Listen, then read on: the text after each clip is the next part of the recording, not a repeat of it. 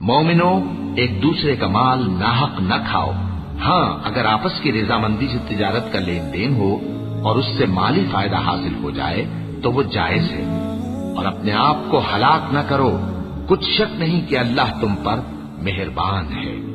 और जो ज्यादती करते हुए और जुल्म से ऐसा करेगा तो हम उसको अनकरीब जहन्नम में दाखिल करेंगे, और ये अल्लाह को आसान है। अगर तुम बड़े बड़े गुनाहों से जिनसे तुमको मना किया जाता है परहेज करोगे तो हम तुम्हारे छोटे छोटे गुनाह मुआफ कर देंगे और तुम्हें इज्जत के मकानों में दाखिल करेंगे। और जिस चीज में अल्लाह ने तुम में से बाज को बाज पर फजीलत दी है उसकी तमन्ना मत करो। मर्दों को उन कामों का सवाब है जो उन्होंने किए, और औरतों को उन कामों का सवाब है जो उन्होंने किए।